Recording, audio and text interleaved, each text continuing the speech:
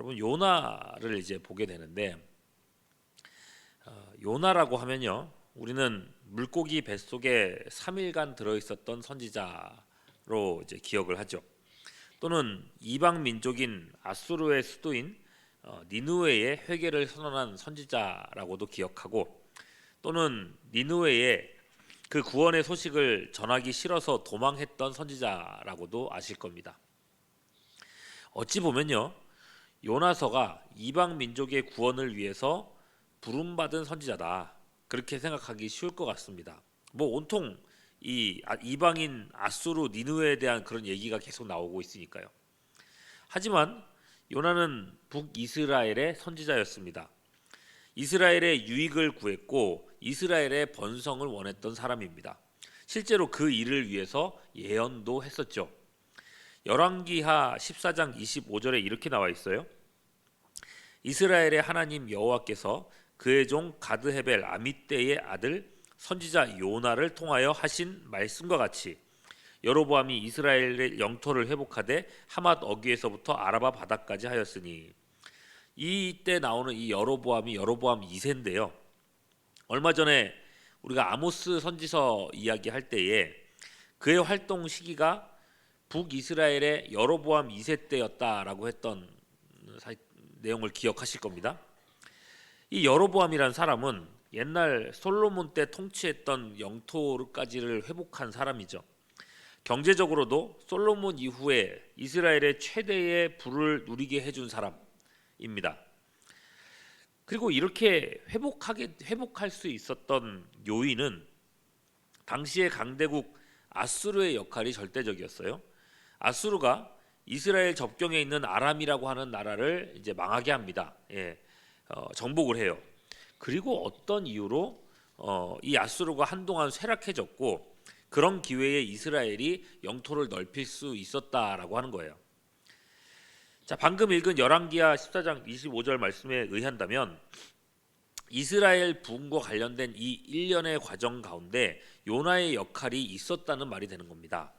선지자 요나를 통하여 하신 말씀과 같이 여로보암이 영토를 회복했다. 또한 그 과정 중에 우리가 다룰 이제 요나의 이 사건들이 이제 있었다는 걸 알 수 있는 거죠. 자, 그럼 어떤 사건이 있었던 건가? 하나님께서 요나를 불러서 아수르의 수도인 니느웨에 가서 그들에게 회개를 외치라라고 하신 겁니다. 2절에 보시면요, 그 악독이 하나님 앞에 상단된 일을 경고하라고 하는데, 만일에 회개하지 않으면 어떻게 된다는 걸까요? 소돔과 고모라처럼 멸망하게 될 거라는 것입니다. 이스라엘의 선지자인 요나 입장에서는 하나님의 이 부르심이 탐탁하지가 않았습니다. 다른 나라들과 마찬가지로 아수르 역시 이스라엘을 괴롭혔던 나라였고, 마음만 먹으면 이스라엘을 멸망시킬 수도 있는 강대국이었단 말입니다. 어차피 이방인들이고 하나님과는 상관없는 민족이니 이 기회에 이들이 망해버린다면 자기 나라에 이스라엘에 얼마나 큰 유익이 되겠는가. 그래, 차라리 망해라. 이런 마음이 이스라엘 사람들의 보편적인 생각이었고, 또한 이스라엘에 속한 요나의 생각이기도 했던 겁니다. 그런데 하나님은 그 아수르의 니느웨에 회개를 선포하라고 말하고 있는 거예요. 그들이 회개하면 하나님이 하시려 했던 그 심판도 철회하시겠다는 말이죠. 요나는 이 부르심이 마음에 들지 않았습니다. 그래서 어떻게 합니까? 3절 보면은, 그러나 요나가 여호와의 얼굴을 피하려고 일어나 다시스로 도망하려 하여 욥바로 내려갔더니 마침 다시스로 가는 배를 만난지라, 그렇게 얘기됐어요. 요나의 마음 상태를 설명하지는 않지만은 이 한 절로, 3절 이 한 절로 요나의 마음이 고스란히 드러납니다. 다시스라고 하는 곳은요, 오늘날로 치면 스페인 땅이에요. 신대륙의 존재를 몰랐던 당시에 이 다시스라는 지역은 그야말로 땅끝이었습니다. 땅끝으로 간다는 것은 하나님의 시선을, 그리고 그분의 어떤 영향력을 피하겠다는 의지를 보여주는 거예요. 아무리 자기가 선지자라고 해도 아수르를 돕는 일만큼은 할 수 없다. 아수르는 망하는 게 맞다, 이렇게 생각을 했다는 겁니다. 그래서 배에 올라서 다시스를 향하는데 4절 보십시오. 여호와께서 큰 바람을 바다 위에 내리심에 바다 가운데 큰 폭풍이 일어나 배가 거의 깨지게 된지라. 여러분, 배가 깨질 정도로 큰 폭풍이라고 했습니다. 그 배가 얼마나 요동을 쳤을까요? 제대로 서 있는 것조차 힘들었을 상황이란 말입니다. 모두가 죽음의 공포 앞에 있습니다. 5절 보시면요, 사공들이 두려워하여 각각 자기의 신을 부르고 또 배를 가볍게 하려고 그 가운데 물건들을 바다에 던졌다고 했습니다. 그런데 이렇게나 혼란스러운 와중에 요나는 뭘 하고 있는가? 5절 후반절이요. 요나는 배 밑층에 내려가서 누워 깊이 잠이 든지라. 여러분, 이게 이해가 되십니까?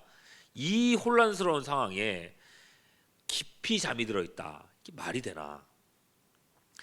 요나가 이렇게 잠들어 있는 것, 또는 모든 사람들이 자기 신에게 기도하고 아우성을 치고 있는데 선지자이면서도 하나님을 찾지 않는 것, 죽을 상황인데 내가 하나님을 찾지 않는 것, 무슨 의도겠습니까? 왜 이러고 있겠습니까? 하나밖에 없어요. 그냥 죽겠다는 겁니다. 아, 그래, 잘 됐어. 나 여기서 죽을 거야. 하나님이 이 일로 나를 죽이시겠다면 그냥 죽겠다는 마음으로 있는 거예요. 요나서를 여러분 계속 읽다 보면요, 요나가 죽고 싶어하는 지점이 몇 군데가 있습니다. 나중에도요, 폭풍의 원인이 자기 때문이라는 거를 이 사람들한테 이제 고백을 하거든요. 이 폭풍은 나 때문이야. 그러면 여러분, 이 폭풍을 잠잠케 하는 방법은 뭐겠습니까? 정상적인 방법이라면 요나가 하나님 앞에 항복하는 것입니다. 회개하는 거예요. 하나님 잘못했습니다. 하나님 가라시는 곳에 내가 가겠습니다. 내가 순종하겠습니다. 이렇게 반응하면 해결될 일이라는 겁니다. 그죠? 그런데 요나가 뭐라고 합니까? 12절로 가서 보시면은 나를 들어서 어떻게 하라 그래요? 바다에 던지라 그래요. 내가 회개하고 돌이키는 게 아니에요. 나를 죽이라고 하는 거예요. 그러면 바다가 너희를 위하여 잔잔하리라. 사실 이건 여러분 답이 아니에요. 그러니까 회개나 돌이킴이나 하나님께 순종보다는 차라리 죽겠다는 것을 선택하고 있는 거예요. 그리고 더 지나가서요. 니느웨로 가서 이제 경고를 하죠. 나중에 보면요, 하나님 명령대로. 그리고 니느웨 사람들이 회개하고 심판을 피했을 때도 요나가 이렇게 반응을 합니다. 4장 3절에 보면은 여호와여, 원하건대 이제 내 생명을 거두어 가소서. 사는 것보다 죽는 것이 내게 낫습니다. 차라리 나를 죽이라고, 저 사람들 회개하는 꼴을 내가 못 봐주겠다고 이러면서 죽이라고 그렇게 얘기를 해요.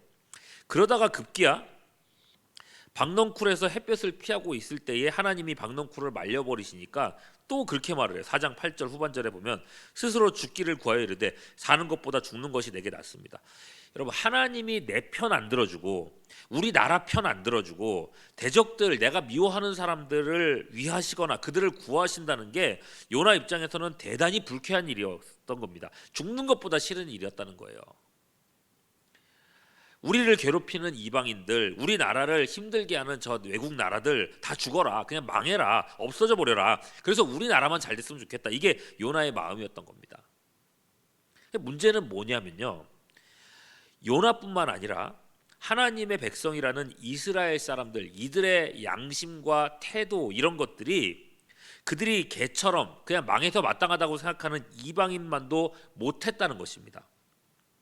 오늘 1장에서도 보면요, 요나는 사실 이 이방 사람들이 지금 배 위에서 폭풍 가운데서 죽음을 두려워하면서 있는 그런 사실 상황들을 신경 쓰지를 않고 있어요. 만일 배가 깨져서 모두가 같이 죽게 된다면 뭐 나도 죽는 것도 좋고 뭐 그걸로 그만이라고 생각했고, 그래서 이방인 사람들이 혹시 죽는다, 이방 사람들의 뭐 생명도 달려 있다, 무슨 상관이냐고. 이방인인데. 여러분, 이런 태도로 일관하고 있었어요. 요나에게 이방인은 그런 존재였습니다. 살든지 죽든지 어차피 지옥 뗄감이라 이런 생각밖에 없었던 겁니다. 그런데 이 이방인들은 어떤 태도를 보이고 있습니까? 먼저는요, 요나가 하나님께 불순종한 이야기를 이제 배에 있는 사람들한테 하지 않습니까? 10절 보시면 그들이 뭐라고 합니까? 자기가 여호와의 얼굴을 피함인 줄을 그들에게 말하였으므로 무리가 알고 심히 두려워하여 이르되 내가 어찌하여 그렇게 행하였느냐. 여러분, 이방 사람들이 이스라엘의 선지자를 나무라고 있는 겁니다. 야, 왜 하나님의 명령을 안 들었어? 되게 웃기는 상황인 거예요. 그리고 요나가 자신이 이제 폭풍의 원인이라고 이제 얘기하면서 자기를 물에 던지라고 하죠. 그러면 물이 잔잔해질 거라고 합니다. 이방인들이 어떻게 합니까? 자기들 살겠다고 요나를 즉시로 바다에 던집니까? 아니잖아요. 13절 보시면은 그러나 그 사람들이 힘써 노를 저어 배를 육지로 돌리고자 했다 그랬어요. 아니, 바다에 던지면 해결된다 그러는데 안 던진단 말입니다. 오히려 요나도 함께 살아보려고, 살려보려고 애를 썼다는 것을 보여주는 거예요. 그렇게 애를 쓰다가 파도가 더 심해지니 하나님의 역사라는 걸 인정하고 요나를 바다에 결국은 던지게 돼요. 그때조차도 하나님에 대한 경외심, 또 하나님의 선지자를 물에 던진다는 것에 대한 두려움, 이런 거를 표해요. 14절, 이들이 이렇게 기도합니다. 우리가 여호와께 부르짖어 이르되 여호와여 구하고 구하오니 이 사람의 생명 때문에 우리를 멸망시키지 마옵소서. 무죄한 피를 우리에게 돌리지 마옵소서. 주 여호와는 주의 뜻대로 행하심이니이다. 여러분, 그렇게 하고 바다에 던지는 거예요. 그리고 파도가 그치죠. 그 다음에 이 이방인들이 어떻게 행동하는지를 보십시오. 16절, 그 사람들이 여호와를 크게 두려워하여 여호와께 제물을 드리고 서원을 했다 그랬어요. 하나님을 두려워하고 제물 드리고 서원했다. 여러분, 서원은요, 내가 우상을 버리고 하나님을 섬기기로 했다라고 하는 의미입니다. 태생적으로는 이방인이고 하나님과 상관없는 사람들이었지만 이제는 하나님의 백성으로서 살아가겠노라라고 헌신한 거예요. 여러분, 이런 일이 여기서 그치지 않습니다. 요나 후반부에 가면 나오지만 요나의 경고를 들은 니느웨 사람들 말입니다. 이 이방인들도 나중에 보면 회개하죠. 그야말로 거국적인 회개를 하게 되는데 얼마나 철저하게 회개하는가.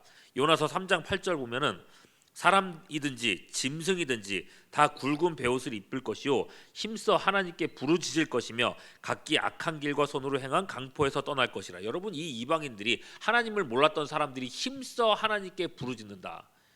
엄청난 일이 일어난 겁니다. 여러분, 이로써 하나님의 진노와 심판이 아수르를, 이 이방 땅을 넘어가게 됐다는 거죠. 여러분, 학자마다 다르게 봅니다만 아수르가 하나님 앞에 회개함으로써 결국 그 혜택을 이스라엘이 누리게 됐다는 주장이 적지가 않아요. 이후에 아수르는 이스라엘 접경에 있는 아람은 쳐서 멸했으면서도 바로 옆에 있는 이스라엘은 손대지 않았다는 것입니다. 이로써 이스라엘이 전에 없던 큰 경제 부흥을 경험했다는 건데, 이때에 이 일들이, 이 선지자 요나의 역할이 있었다는 거죠.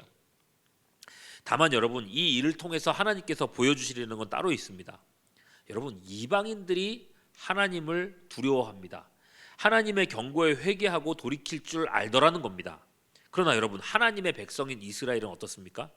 하나님께서 이 이스라엘 역사 속에서 수많은 선지자들을 보내고 숱하게 회개하라고 외쳤지만은 그들은 돌이키지를 않았습니다. 뻔뻔하게 죄를 짓고 하나님을 두려워하지 않았습니다. 오히려 우상을 섬기면서 하나님을 노하시게 했습니다. 이방인들조차도 사람답게 살아가고 있는데 하나님의 백성이라는 사람들이 사람 이하의 생각으로 살아가고 있었다는 거예요. 여러분, 이방인이라도 하나님과 상관없고 본래라면 하나님이 미워하시는 민족이라 할지라도 그들이 회개하고 돌이키면 그들에게도 은혜 베푸시는 하나님이라는 겁니다. 하물며 하나님의 택하신 백성들이 하나님의 음성을 듣고 내가 잘못했구나 회개한다면 그들에게 얼마나 더 큰 은혜와 복을 주시겠느냐라고 하시는 거예요. 여러분, 이게 요나서의 핵심입니다. 누군가 요나서의 주제가 뭐냐고 묻는다면 저는 한마디로 대답할 것 같습니다. 요나서잖아요. 요는 나다. 네. 남 탓할 거 없다는 겁니다. 불신 세상을 원망하고 불신의 사람들을 미워하고 그럴 거 없다는 겁니다. 요는 나예요. 하나님의 백성이라고 하는 내가 돌이키고 내가 회개하면 하나님은 우리에게 은혜를 주시고 우리를 통해서 세상을 치유하신다는 겁니다. 역대하 7장 14절, 내 이름으로 일컫는 내 백성이 그들의 악한 길에서 떠나 스스로 낮추고 기도하며 하여 내 얼굴을 구하면 내가 하늘에서 듣고 그들의 죄를 사하고 그들의 땅을 고칠지라. 여러분, 나라가 어렵고 국제 정세가 힘들고 사회나 가정 살림 무엇이나 쉬운 일이 없는 그런 때입니다. 이럴 때에 하나님의 백성들이 가져야 할 태도는 요는 나다 하는 이런 마음가짐입니다. 내 죄입니다. 내 완악함입니다. 라고 우리 생각과 말과 행동들을 하나님 앞에 내어놓고 우리가 회개할 때에 거기서부터 이 땅에 소망이 생겨난다는 것입니다. 나를 향하신 하나님의 이 마음을 헤아리고 마땅히 해야 할 기도를 회복하는 우리 모두가 될 수 있기를 주님의 이름으로 축원합니다. 기도하겠습니다. 질병과 기근과 전쟁으로 인해 온 세상이 위기에 빠져 있습니다. 이러한 때에 하나님이 찾으시는 사람은 자기 가슴을 치며 회개하는 사람일진데, 오늘 이 자리에 모인 우리가 먼저 겸비하게 하시옵고 하나님 앞에 기도함으로 하나님이 하시고자 하는 일에 동역하는 우리 모두가 되게 하여 주시옵소서. 오늘 아침에도 우리의 기도를 조성하시기를 간구하오며 우리 구주 예수 그리스도의 이름으로 기도하옵나이다. 아멘.